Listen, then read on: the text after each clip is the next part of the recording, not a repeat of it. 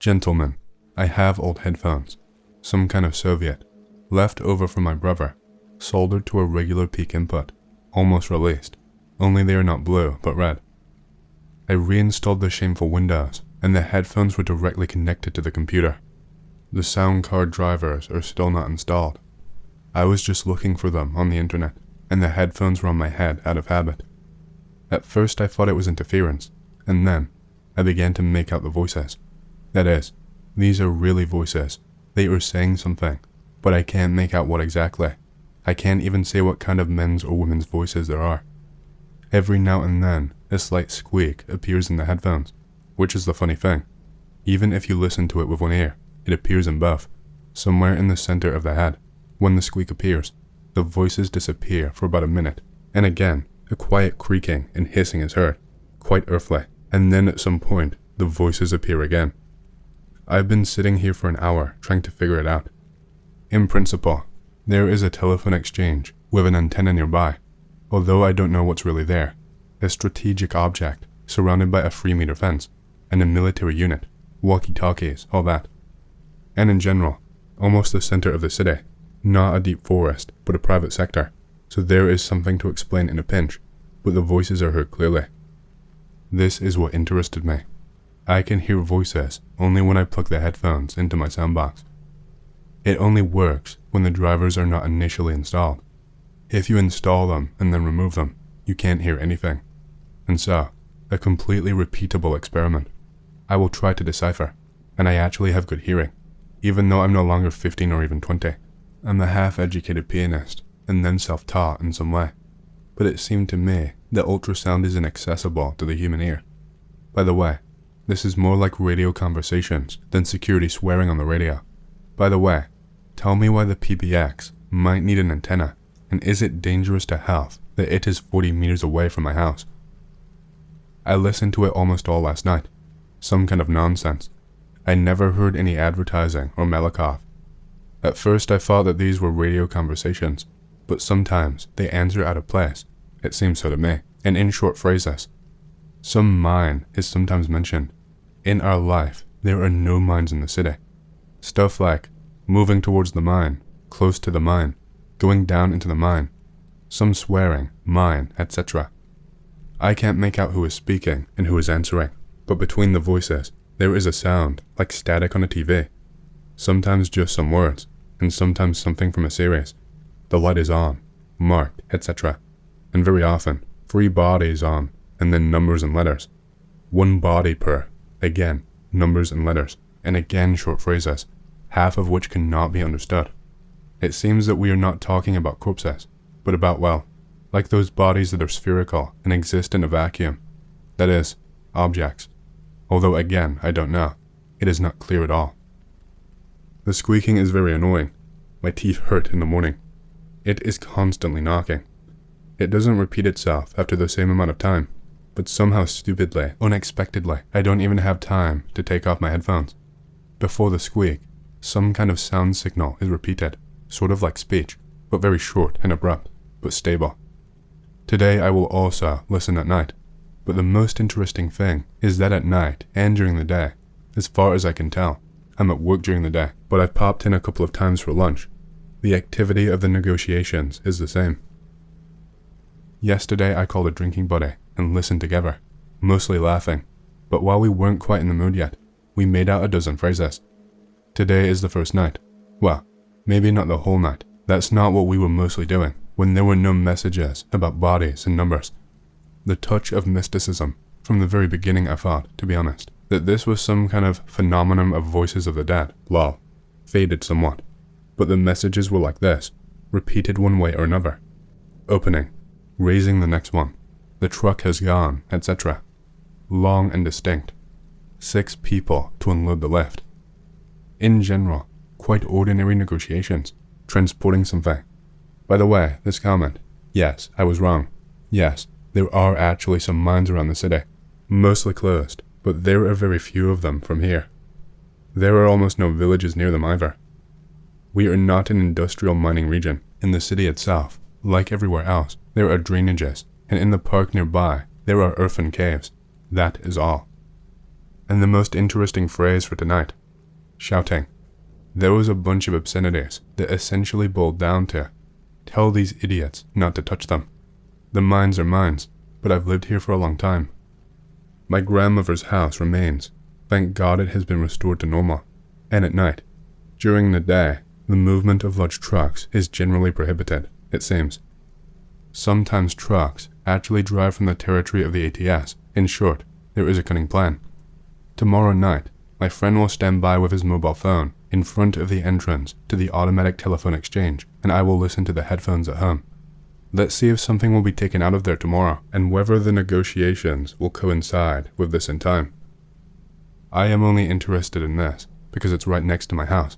Because if it's really some miners talking outside the city, and my headphones somehow catch them, then screw it. I'm in trouble looking for something, somewhere from where. Although it is interesting, of course, what kind of bodies these are. And I'm also fed up with the fact that now I can't watch a movie or listen to music on my phone. So I asked a friend to bring me a laptop. Let's put my windows there and stick my headphones in. Maybe it can pick up from there, maybe not. In short, I will write back tomorrow. In response to this reply, I don't really believe in the conspiracies of the authorities. If you transport some poison crap, they can also install antennas, which may be dangerous to have, yes. Well, let's see. Yes, by the way, I have now trained myself to react to the sound signal that comes before the squeak and managed to pull off my headphones.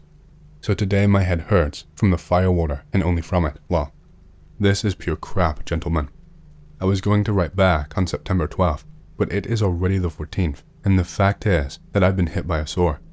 How funny, I am starting to believe in the statements of some anons about a cleansing signal, although still, it may well be that this is a coincidence, but more on that later. In general, from Saturday to Sunday, my friend actually stood with his mobile phone, not far from the entrance to the automatic telephone exchange. The commands that I was listening to at the time coincided with the opening of the gate 8 times during the night, so it was hardly an accident. I asked my friend to walk to the location not far from the military unit and again hit the mark. The diagram looks like this. Covered trucks marked out and semi-trucks leave from there together, go to the ATS, stand there for some time, and after about 40 minutes, leave from there and drive towards the roundabout. My friend categorically refused to hang around there all night and swore into the phone for a long time, although at first he was interested, but I persuaded him to go to the automatic telephone exchange again, make sure that the right cars were leaving, and he could see what was in them, although it was very unlikely, and then return to me, where we will raise glasses in honor of his feat. And when he stood in front of the gate for the second time, 2 in civilian clothes approached him, showed him his badges, and asked him what he was doing there. He immediately came up with some nonsense about a chick. The word girl is not applicable to my friend's face, whom he was supposed to meet, but she did not come, etc., etc. And he's on edge here, so he calls on his mobile, but she does not answer. The 2 in civilian clothes nodded sympathetically, and one of them offered to call his chick from his own. Then my acquaintance gave up, began to say something indistinctly, and in short said that okay, he'll be on his way, and walked away. And when he looked back, these 2 were standing there, looking after him. In short, he said that he would not go there again at night, so now all hope is on me. Well, okay, we spent the rest of the night drinking and went to bed. On Sunday, it was a lot of fun in the afternoon, so I did not write about the results, although at night, I still listened to the negotiations, and I heard practically the most interesting thing these days, but more on that at the very end. I did not drink on Sunday night. On Monday, like all normal people, I was going to work. I woke up at 7:30 in the morning, got up, and my head was spinning. This happens after sleep, and I did not pay attention. I also did not pay attention to the slight noise in my head. After all, I was drinking all weekend. I went to the bathroom, but my head did not become any less dizzy. On the contrary, when I got to the mirror, I did not see myself in it. The blood rushed, probably so. This was what it looked like most, to my head, so that I was practically blind. I groped my way to my bed and lay down, and then I realized that the noise in my head, which I initially did not pay any attention to, had turned into a constant, uniform hum. Now, if someone has ever tried to listen to audio drugs, it is very similar. some kind of hissing and quiet howl. My temperature rose to 49.1. In general, by 11 o'clock, I called back to work and to the doctor. The doctor arrived after lunch, listened to my breathing, looked at my throat, asked if my stomach hurt, my heart, and if it hurt me to squeal. I answered in the negative. Then she said something about age, gave an injection, and having prescribed some medications, she left. Like this. All day I lay in bed and saw such bad dreams and nightmares that I had not had since childhood. So bad that I even mentioned them here. Apparently, the potion that this witch injected me with was very strong. Actually, that's all. I'm feeling better this morning. I even went to the pharmacy. I won't listen to the headphones for a while. Let me get better, because with this situation, you'll believe in both a global conspiracy and tinfoil hats. Maybe I'll find someone else to listen instead of me, but not right now. And some of the phrases that I was able to snatch on Sunday evening, in addition to the usual phrases that I talked about earlier, I was especially interested in the last one that was given. Take him to the infirmary. Quickly, you damn bastard. Almost funny. There is a collapse of some numbers and letters. There are two bodies. Here the wild scream made almost no sense at all. Refuse? I did not hear the answer. Court-martial, I'll shoot you on the spot. In the early morning, tell me, don't let these goddamn pictures touch them. The bespectacled people are hysterical. Like this. It is precisely because of the last phrase that I don't want to give up this business. All the time that I was conscious yesterday, I was thinking about what could be there underground, and there is no doubt that it is underground, and almost under my house. I don't know what I'll do next, because I still feel bad. Let's see. In response to this message, I don't know. I don't know anymore. The city is a large regional center. If something really messed up comes, I'll post here the exact address of all of the above-mentioned institutions, but not yet. I've already moved away practically. I want to listen to the headphones, but it is boring. But it seems to me that I'm just missing the most interesting part. I convinced my friend to listen instead of me, at least for a while. By the way, on the laptop that they brought me, the headphone track does not work. Well, it doesn't matter. I came up with a new cunning plan, due to the fact that we made a reconnaissance sortie. So, we walked around the ATS from all sides, and at the same time, walked the sick me. There were no problems on three sides, the road, but on the fourth, there was a landfill, on the site of several abandoned plots. Neighbors also throw garbage into the landfill, and sometimes they dump some telephony balls out of the automatic telephone exchange, with precious metals confiscated, of course. And so, drunk, we decided to bypass the ATS from this side, but you can't just go through there. The entire front part of the landfill, as I said, is filled with the household waste of our dear neighbors, and then we decided to remember our childhood, and the summer, when I visited my grandmother. Cossack robbers. Childhood did not forget us and responded. If you climb over the fence in the backyard of the Khrushchev house, sideways adjacent to the private sector, you can crawl through the trashy backyards and go straight to the same landfill, but on the side. I have not laughed like that in 100 years. The how we climb through heaps of garbage. Backyards with obscenities and jokes is worthy of being included in legends, and I must say, we did not climb in vain. We found a hole. I am attaching an approximate map of the locations of the buildings on the territory and automatic telephone exchange. The whole joke is that everywhere around the ATS, as I already said, there is a pretty good 3-meter fence, and even with barbed wire. But this is Russia. Still, Zardanov is right about something. The fence behind the landfill, although high and with wire, is a large piece of it that has not been repaired or replaced since the Soviet era, and in it there is a hole. There are 4 stone blocks above the mesh, above the wire. Only now 1 stone block fell out on its left side from the groove on the pillar in which it was held and fell to the ground. Behind the hole is an open warehouse with walls made of iron mesh. There are some balls lying there, most likely garbage, cut plastic pieces that used to have a conductor in them. There are just a bunch of them. We pulled a couple between the mesh. They were drunk. They are like bows. You can shoot from them close. Posted. If you climb between the fence and the warehouse, you can reach a place where there is a gap between the trash from where you can most likely see the backyard. In general, the idea is to quietly sneak in there at night when they are taking something out of there and look at it. Like this, when I'm completely gone, we will most likely try it. Most likely, this is the last time I'm writing here, and only because I'm not used to leaving what I started.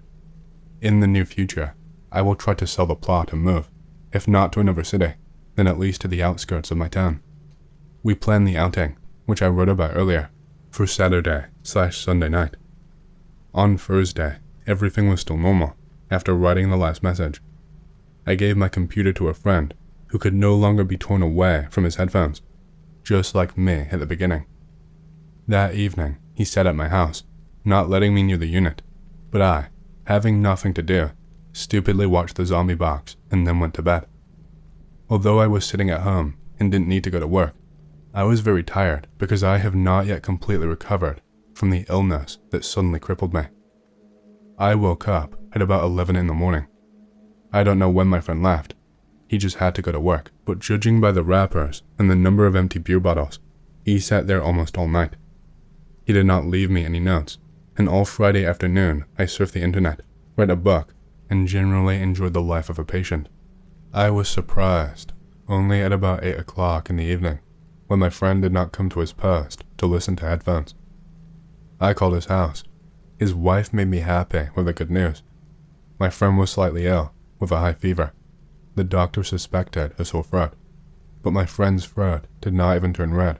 Nothing hurt, just dizzy. Now I could no longer consider my illness an accident. The symptoms were too familiar. Just in case, I took my headphones out of the computer altogether. It turned out that I would have to climb the ATS alone or postpone the event. In fact, I spent the rest of the evening and Saturday afternoon doubting this matter. It was then that one thing began to worry me. Okay, let's say this is not a coincidence, and my friend and I both became victims, as funny as it may seem, of headphones that pick up radio communications of the military and other evil spirits. Perhaps something somewhere was mirrored from the PBX antenna. Okay, but what kind of sound is this, and is that the point? I did not Google much about this, and gave up due to a lack of information. But later, this idea was continued, and what a continuation. In general, I decided to go by myself. On Saturday night, I had to turn on the headphones again, although I was almost physiologically disgusted with listening to any sounds that came from them. I immediately realized that there was something wrong with them. The messages were not streamlined, as always, but confused. Some short commands were heard. Someone was arguing in the background, and most of all, there was selective swearing. But all this is crap compared to what the sound was like today. At some point, it seemed to me that my ears were bleeding. But the most important thing is that if at first I only heard something indistinct before the squeak, now this something extended over the entire length of the signal. Then I thought it sounded like a bird's cry.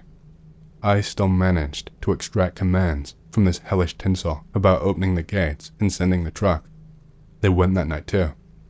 I drank some vodka, got dressed in comfortable clothes that I did not mind throwing away, broken sneakers, a stupid cap with a visor, and went out into the street. It was as if I had been cursed. On the way I stumbled on an empty street, and managed to crash into a passerby. A pack of dogs that live quietly and peacefully here managed to bark and almost bite me. I swear to you, they howled at the moon last night. It became calmer as I climbed over the fence and walked deeper into the backyards. At first I got a little lost, but eventually I managed to find my way to the dump. At first I just stood at the hole, listening. From here, I could already hear the voices of the military, abrupt commands that were impossible to understand for a person who had not served in the army. The excitement, apparently, was serious. I carefully crawled into the hole.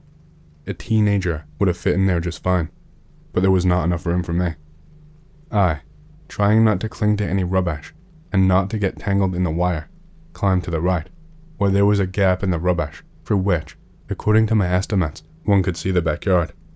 I had to climb almost to the very end. It turned out that the center of the yard was occupied by a building that was not visible from the outside. A solid brick building of Soviet construction with 2 entrances to it. I was just in time for the fun part. I saw the following. The truck, apparently, did not have the time to drive up to the building. Soldiers stood in its way, blocking the road. Some people in civilian clothes tried to argue with them. Another one in civilian clothes was arguing about something with one of the officers. Some old man was pulled out of the building by the arms. He tried to fight back and shout something, but over the general commotion, I heard nothing. That night, I probably could have walked right through the central gate, and no one would have said anything to me. Everyone was so busy. A dozen soldiers ran into the building. At that moment, I turned away. I was very scared that they would catch me. I tried to inspect the territory of the automatic telephone exchange. It always seemed to me that someone was watching me or was creeping up from behind. And that's when I heard a sound, and then things took an unexpectedly fast turn. I jumped with fear, because this sound, yes, was reminiscent of exactly the bird cry that I heard in my headphones before leaving home. That is, it did not sound like the cry of a seagull or some pterodactyl from a movie. It sounded rather like a set of sounds from speech, but with a bird squeal, a whistle. I do not know how to describe it. I made some noise, but no one even looked in my direction. The officer was waving his hand, apparently to the soldiers in the building, yelling something. The driver jumped out of the truck. One of the people in civilian clothes was also yelling, first at the officer, then at everyone else. I saw a soldier backing away, dragging something, looking around hauntedly. Soon another one appeared from the passage, and another, on some stupid structure, a platform on wheels. They were pulling out of the building something shapeless, large in size, covered with a tarp. The officer practically kicked the soldiers away, and the man in the civilian clothes scurried around, trying to grab onto the platform himself so that it would roll out faster. Suddenly, an old man who had been dragged away by the soldiers appeared. He looked completely distraught, jumping onto the platform. With agility that would be the envy of any teenager, he ran inside the building. And then the sound rang out a second time. Almost at the same time, one of the soldiers who was standing on the guardhouse and shining a huge, powerful lantern, more like a searchlight, let it go down, causing the rest to twitch, and complete confusion arose. The soldiers with the platform rushed forward in the flickering light, hit the wall with the platform. An officer and another soldier were closing the doors of the huge metal gates of the building. Someone was yelling something. Everyone was running like crazy. Some kind of wooden ladder fell, which assigned to the building. When the lighting was more or less restored, I saw that people in civilian clothes were again yelling at the officer, and he was yelling back so loudly that he drowned out those three. And then I turned my attention to the platform. What was standing on it overturned. In one place, the tarp fell, and I saw under it the green block. That is, I can't vouch for my eyes, but in the light of the spotlights and the moon, it looked like a huge block of stone of a pale green color, along which something was flowing. There were some drawings on it, or it seemed to me. I didn't know what the hell it was, and I did not want to know. I saw enough and went home, not through the courtyards, but straight through the garbage mountains on the landfill. Somehow I got home, drank almost a full glass of vodka, in one fell swoop, and fell into bed. Even despite my characteristic disgust, I fell asleep, right in what I was wearing. I don't know what kind of sound it was, or what happened there. It still seems to me that it was some kind of dream, although it may have been the influence of the alcohol, but I remember everything quite clearly. I won't wear the headphones again, and won't give them to anyone else. Now they are wrapped in plastic and buried in my backyard, and I don't give a damn about all the secrets. Peter the pig gets screwed. I am the voice of Jack, who says enough is enough. The last thing I would like to add is about my friend. I hope that everything will be okay with him. He was taken to the hospital. His temperature did not subside. On the contrary, he began to feel feverish and delirious. His wife swore at me, saying that we had drunk ourselves to hell, to the point of delirium tremens, but this morning I was simply in prostration. I just nodded and listened. And what I heard, I immediately knew where it came from when she mentioned what my friend was saying. She scolded me for a long time, sometimes cried, sometimes raged, and reluctantly said that my friend asked me to give me some papers, after which he escorted me out of the house with them in my hands. Now I am sitting and looking at these letters, written in my friend's handwriting.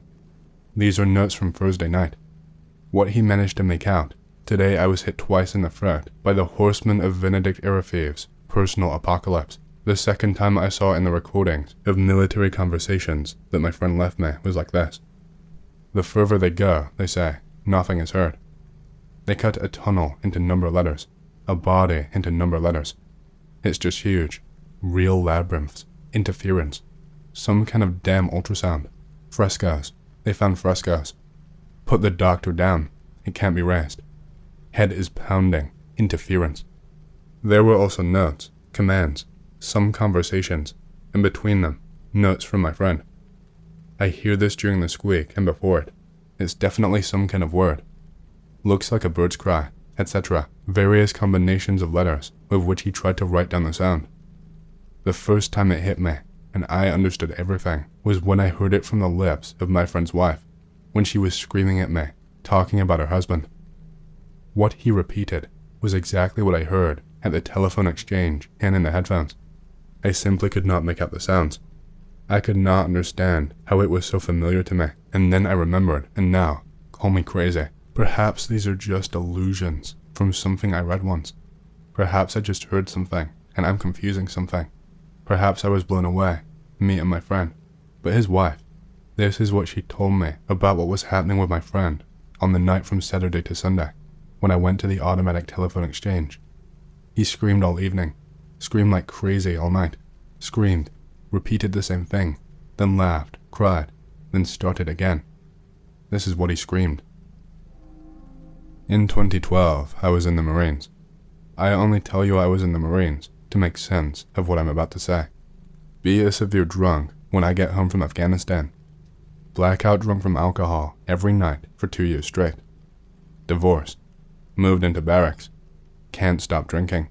My command essentially locks me into a barracks room next to the duty hut for a week to detox me off of the alcohol.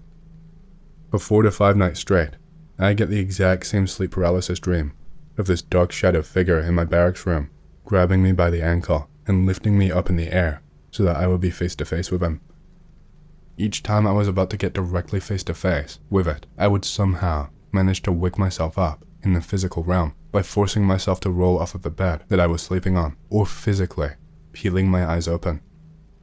On the last night that I had this interaction, I don't manage to wake myself up, and he pulled me, as always, by my ankle, slowly, until I was face to face with him. There is no face. It's just the most inconceivable blackness that you could not comprehend. A black so dark that it separated me from God, gave me severe terror, given the pitch and shade that it just froze me in a short loop of eternal isolation. Wake up screaming and in a pool of sweat. Traumatized me for weeks where I was afraid to sleep. All these 10+ years later, I tell people about it, and usually omit the part that he was wearing a huge, circular black hat, because I felt like it made it sound less believable. Often think about the shadow demon with this big hat from time to time. Be watching a YouTube video a few months ago, and the guy signs off his video saying, "Okay, now I'm gonna go have a meeting with the man with the big hat," and I immediately found that odd. Made my connection with alcohol withdrawal-induced psychosis with the demon with the black hat from my dreams. Look up the saying. Do more research. Turns out that there are many people who have came into contact with this entity. Got a story my wife told me a bit back.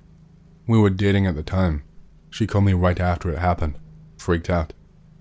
Late at night, I think around 2 to 3 a.m., wife, then girlfriend, still at her parents' place at this point.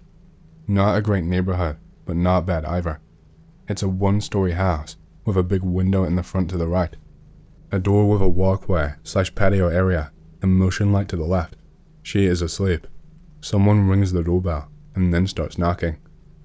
They go to the door and look for the people. Nothing at all. Motion light had been turned on by some movement. Eventually, they ask who is out there. They hear what sounds like a youngish woman's voice, saying she needs to use their phone and to let her in. Understandably, they say no, and tell her to step into the light in front of the door. They don't reply. Bushes at the front of the house rustle. My wife did not see them, so they must have pressed up against the wall between the front window to the right and the door/walkway on the left. The knocking on the door continues for some time, mixed with harder banging. Family calls the cops, but no one is there when they arrive. Wife calls me after, freaked out, and what the hell? I am still not really sure what happened. My guess was some druggie or someone looking for an easy breaking and entering target. It spooks me how they just whispered from the dark that they needed help and wanted in to use the phone, and that they never saw who was there. Never happened again. They had break-ins in the area every once in a great while too.